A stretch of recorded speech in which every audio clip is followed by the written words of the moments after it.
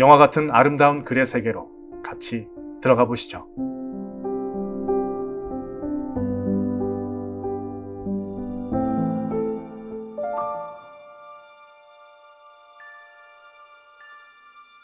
급히 집 안으로 들어간 이 회장은 쓰러져 있는 정 여사를 보았다.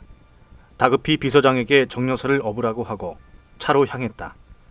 이 회장은 차 안에서 정 여사를 돌보며 운전수에게 빨리 달리라고 소리쳤다. 비상등을 켜고 병원에 도착한 이 회장은 비서장과 함께 정 여사를 안고 뛰었다. 중환자실로 들어간 이 회장과 일행은 밖에서 기다렸다. 얼마나 지났을까? 응급실 중환자실 문이 열리자 의사가 이 회장에게 달려와 공손히 인사를 하며 입을 열었다. 정 여사는 심장 쇼크로 의식을 잃었는데 현재는 혼수 상태라며 상황을 전했다.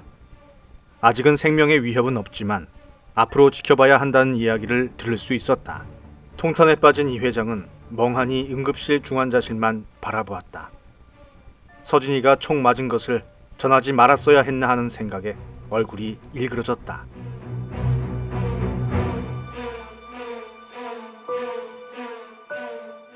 그랬다.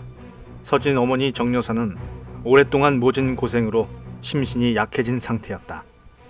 혼자서 남의 아들을 친자식처럼 생각하고 살아왔기에 그 충격은 더했다. 다행히도 어려서부터 단련된 몸으로 버텨왔기에 쓰러져도 아직 버티고 있는 터이다. 이 회장은 병원 베란다로 혼자 나갔다. 머리를 감싸 쥐고 자신의 아내, 아들, 그리고 먼저 떠나보낸 연인 다 먼저 보냈다. 딸마저 본인을 등한시하고 타양살이 갔는데 인질극에 휘말리고 자신도 몰랐던 귀한 아들이 인질극에 투입돼 총을 맞았다. 그런 귀한 아들을 30년 넘게 키워준 은인인 정 여사도 쓰러졌다. 이 회장은 앞이 캄캄했다. 도대체 왜 이 회장 주위에는 사건 사고가 끊이질 않는 것일까? 이 회장 본인도 과거와 현실에서 번민하며 숨을 쉴 수가 없을 정도로 기가 막혔다. 차라리 본인이 먼저 갔더라면 하는 생각에 고개를 떨궜다.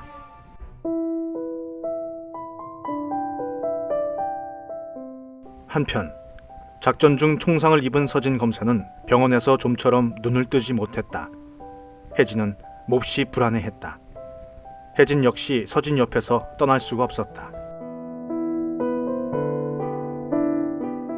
연인이었다가 같은 해 먼저 태어난 이복 오빠라는 사실에 이성을 잃었던 서해. 아버지를 원망하며 학업을 핑계로 도주하다시피 떠난 유학이었다.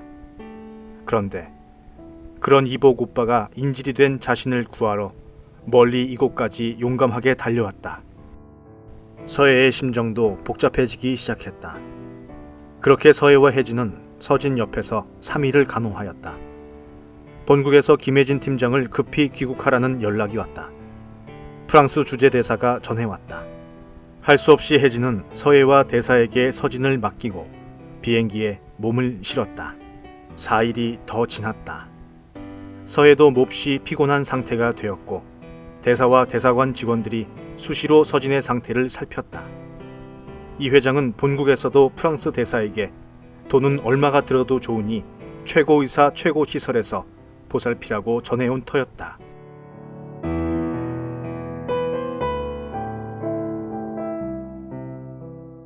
서해가 피곤해 지쳐 잠시 눈을 감고 있는데 서진은 눈가에 아픈 힘을 주며 살며시 실눈을 떴다. 서해야. 서진은 나지막하게 서해를 불렀다. 잠시 졸던 서해는 놀라 눈을 크게 뜨며 의사를 유창한 프랑스어로 불렀다.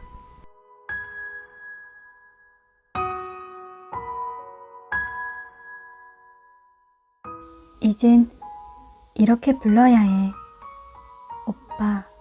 서진은 그 소리를 들으며 입가에 미소가 번졌다. 서해는 참았던 눈물이 소리 없이 흐르며 서진을 바라봤다. 급하게 달려온 의사와 대사관 직원들이 서진의 미소를 보고 기뻐했다. 대사관 직원들이 서해에게 나가서 식사라도 제대로 하고 오라며 권유했다. 서해는 대사관 직원들에게 잘 부탁한다며 병실을 나갔다. 대사관 직원들은 본국으로 연락을 취했다. 이서진 검사가 깨어났다고.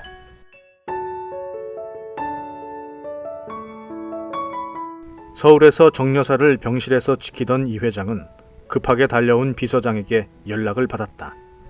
이서진 검사가 깨어났다는 소식을 들은 이 회장은 다행이라며 뒤돌아 눈물을 훔쳤다. 이제 정여사만 깨어난다면 좋을 텐데 하고 정여사를 바라보았다. 그러다가 정여사 귀에다가 서진이 깨어났으니 당신도 좀 일어나세요 라고 나지막히 말했다.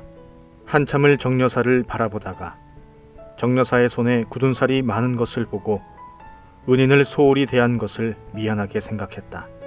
시간은 또 말없이 지나갔다.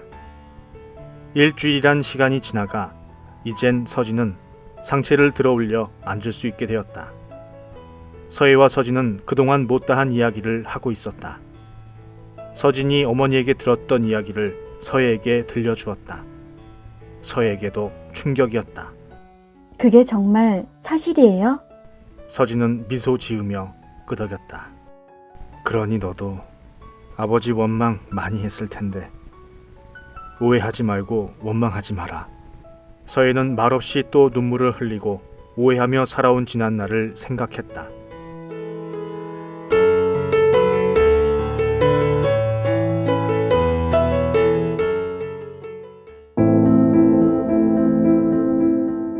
한 달 뒤, 아직도 정여사는 혼수 상태였다. 서진과 서혜는 그 사실을 까맣게 몰랐다. 귀국한 김혜진도 소식을 듣지 못하고 있었다. 청와대 산하 비밀 경호대 대통령을 경호하고 국가 위협이 있을 시 즉각 대응하는 팀이었다. 세간에는 알려지지 않은 특수팀이었다. 군 소속도 아니고 경찰 소속도 아닌 청와대 직속이었다. 그게 김혜진 팀장의 신분이었다. 그 특수팀은 오래된 역사를 가지고 있었으며 그 역사 속에는 김혜진의 부모, 죽은 혜진이의 오빠, 이서진의 어머니, 그리고 늦게 알게 된 이 회장도 소속이었다. 그 모든 정보를 김혜진은 알고 있었으나 이 회장과 정여사의 관계만 의심을 했었다. 김혜진 팀장, 그녀는 임무가 떨어지면 몇 달간 아무에게도 소식을 전할 수가 없었다. 그래서 자주 집 비우는 일들이 빈번했다. 이번에도 그러했고 또 다른 임무로 어디론가 떠난 김혜진은 그 누구와도 연락이 닿지 않았다. 그런 사실을 알고 있는 사람은 오직 이 회장이었다. 이 회장은 천하의 가족이 없는 혜진이를 돌보고 있었다. 혜진의 부모 역시 오래전 역사 속에서 총알바지가 되어 사라졌기에.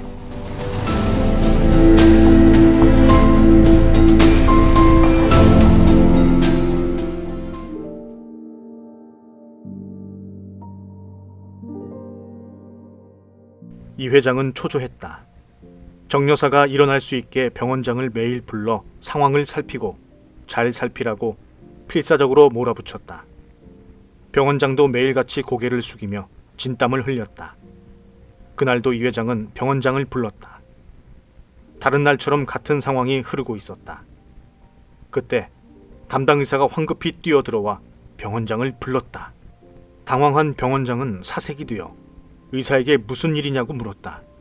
이 회장도 놀라 담당 의사를 쳐다보았다. 의사가 입을 열어 말하려고 하는 순간 비서장이 급하게 들어와 이 회장을 찾았다. 또 놀란 이 회장은 비서장에게 침착하라고 말을 하며 무슨 일이냐고 물어봤다. 비서장과 의사가 동시에 말하려고 하자 이 회장과 병원장은 둘을 번갈아 저며 쳐다보았다.